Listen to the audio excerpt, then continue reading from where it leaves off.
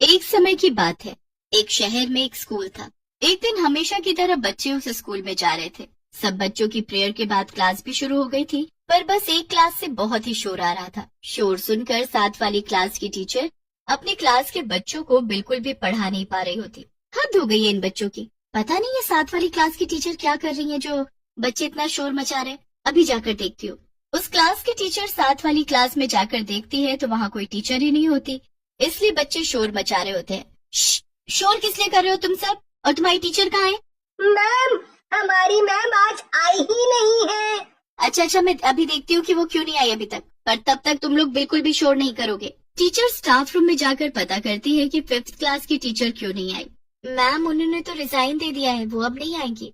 अब अगले दिन स्कूल में इंटरव्यू शुरू हो जाते हैं। इंटरव्यू में एक बड़ी ही सुंदर सी लेडी टीचर को जॉब के लिए अपॉइंट किया जाता है। अब अगले दिन से वो ज्वाइन भी कर लेती है। सारे बच्चे नई टीचर को देख बड़े ही खुश होते हैं। उनके मन में ये भी आ रहा होता है कि पता नहीं नई टीचर डांटती है या नहीं, पर फिर भी बच्चे बड़े खुश होते हैं। बच्चों, आज से मैं आपकी क्लास टीचर हूँ। मेरा नाम मधु है और आज से मैं ही आपको पढ़ाऊंगी।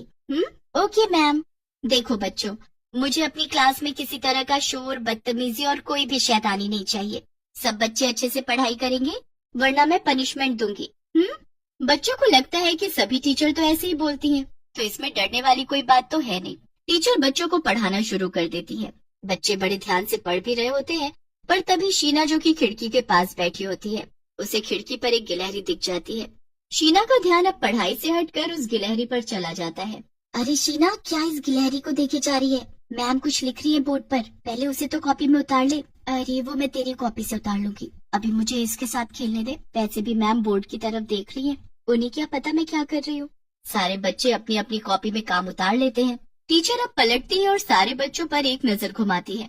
शीना, अपनी कॉपी लेकर आओ।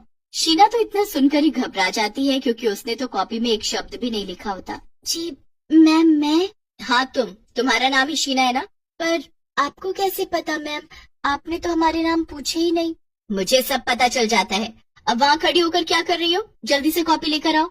शीना डरते हुए अपनी कॉपी टीचर के पास लेकर जाती है। टीचर उसके हाथ से कॉपी लेती है तो उसमें एकदम खाली पेज होते हैं। टीचर शीना को एकदम गुस्से से लाल आंखों से देखती है।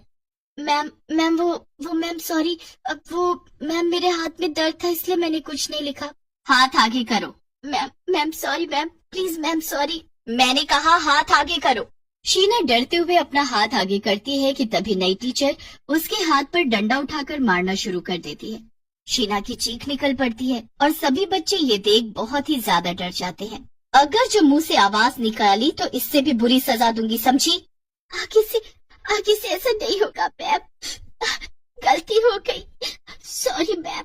शीना के हाथ टीचर मार मार कर बुरे कर देती है और उसके बाद वो उसको धमकी देती है, अगर जो मेरी शिकायत स्कूल या घर पर किसी से की तो पता है ना मैं क्या करूंगी? नहीं मैम, मैं किसी को नहीं बताऊंगी। अचानक लंच ब्रेक की घंटी बज जाती है। सब बच्चों को चैन की सांस मिलती है। टीचर के जाने के बाद सब बच्चे बात करने लगते हैं कि आखिर उनको कैसे पता चला कि शीना ने काम नहीं किया है, जबकि उनका मुंह तो बोर्ड की तरफ था। वो उसकी बहुत बुराई भी करते हैं। उन्होंने तो कभी इतनी बुरी टीचर देखी ही नहीं होती। अब मधु टीचर बाकी टीचर के साथ स्टाफ रूम में बैठ जाती है। अरे मैम, आप भी लंच करो ना हमारे साथ। नहीं, मुझे भूख नहीं है। इतना कहने के बाद मधु एक बोतल में से एक गिलास में दूध डालती है और उसी को एक सांस में पी जाती है। थोड़ा सा दूध टेबल पर गिर जाता है। मधु बिना सोचे उस गिरे हुए दूध को टेबल से चाट लेती है। ये देखकर बाकी टीचर हैरान ही रह जाती हैं। मधु को एकदम ख्याल आता है कि ये उसने क्या कर दिया। अरे वो मुझे लगा कोई पेपर गीला ना हो जाए। खैर मैं चलती हूँ, मुझे एक फोन करना है। मधु के जाने के बाद सब टीचर एक दूसरे से बातें करने लगती हैं। आपने देखा इसने अभी क्या किया? छी, दिखने में ऐसी और हरकतें कैसी। अब देखिए इसकी असली पर्सनैलिटी। सब उस नई टीचर का बड़ा मजाक उड़ाती हैं, पर ये एक दिन की बात नहीं होती। हर रोज वो नई टीचर बस लंच में दूध ही पीती है। सबको ये बात बड़ी अजीब लगती है।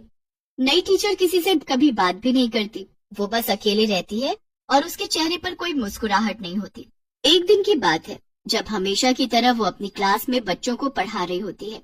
राहुल उस दिन काम करके नहीं लाया होता और उसके डर के मारे हालत खराब हुई रहती है।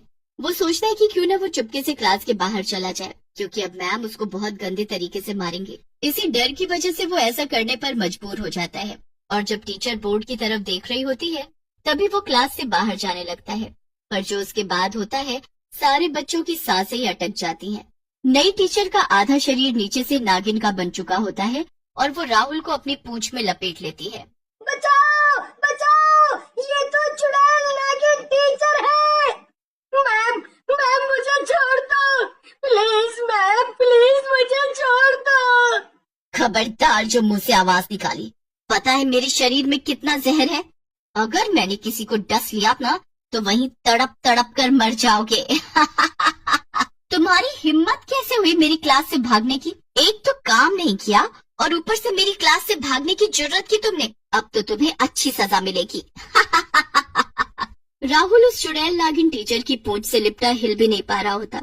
सारे बच्चे डर के मारे अपने अपनी बेंच पे छुपने लगते हैं। वो डर की वजह से चिल्ला भी नहीं पाते, पर इतने में चुड़ैल नागिन टीचर को बाहर से किसी दूसरी टीचर के आने की आहट होती है। खबरदार जो किसी के आगे कभी मेरे बारे में मुंह खोला, जिसने भी ऐसा किया तो मैं उसको डस लूंगी। एकदम से चुड़ैल नागिन टीचर अपने वापस पहले वाले सुंदर रूप में आ जाती है और तभी दूसरी टीचर भी वहाँ पहुँच जाती है। मैम आप अभी के अभी स्टाफ रूम में आ जाइए, प्रिंसिपल मैम ने कोई मीटिंग रखी है।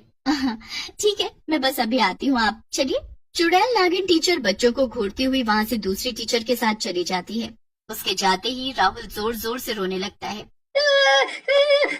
मैं कल से स्कूल नहीं आऊंगा, नहीं आऊंगा। राहुल तुम रो मत, वो हमारा कुछ नहीं करेगी। ऐसा होता तो हम में से कोई स्कूल नहीं आता, पर हम अपने मम्मी पापा को भी कुछ नहीं बता सकते और बिना मतलब वो हमारी छुट्टी भी नहीं होने देंगे। हाँ, और इस चुड़ैल नागिन टीचर को सब पहले से पता चल जाता है। हम कुछ नहीं कर सकते शीना, हम कुछ नहीं कर सकते।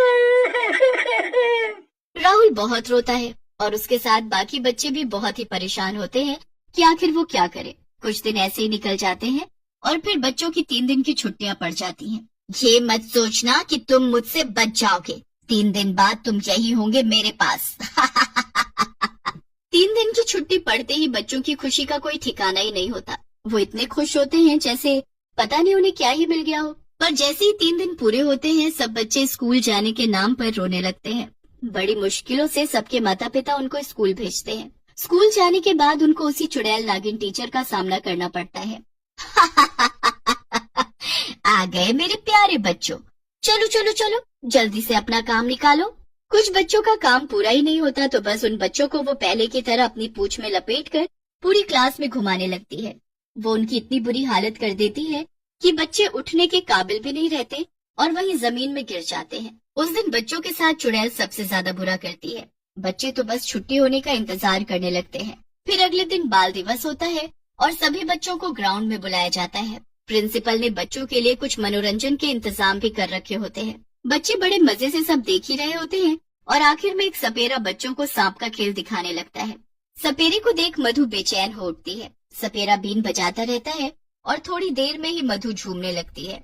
झूमते झूमते वो सपेरे के पास पहुंच जाती है और चुड़ैल नागिन में बदल जाती है और नाचने लगती है। हे भगवान, ये क्या है? ये तो चुड़ैल नागिन है। ये सब क्या हो रहा है? इन 3 दिनों की छुट्टियों में स्कूल की हर क्लास में कैमरा लगाया गया था।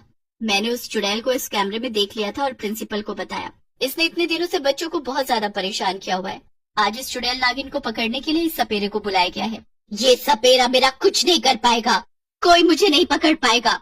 सपेरा बीन बजाता चला जाता है और चुड़ैल नागिन खुद को नाचने से रोक ही नहीं पाती। नाचते नाचते वो इतनी मगन हो जाती है कि वो कब सपेरे के पिटारे में चली जाती है उसे पता भी नहीं चलता। उसके आते ही सपेरा पिटारे के ढक्कन को जल्दी से बंद कर लेता है। निकालो मुझे बाहर। अब तो इस पिटारे से कभी बाहर नहीं आएगी। बहुत दुखी कर लिया तूने मासूम बच्चों को। सपेरा उस पिटारे को अपने साथ ले जाता है। उसके बाद उनकी पुरानी टीचर स्कूल वापस आ जाती है, जिसे बच्चे खुशी से गले लगा लेते हैं।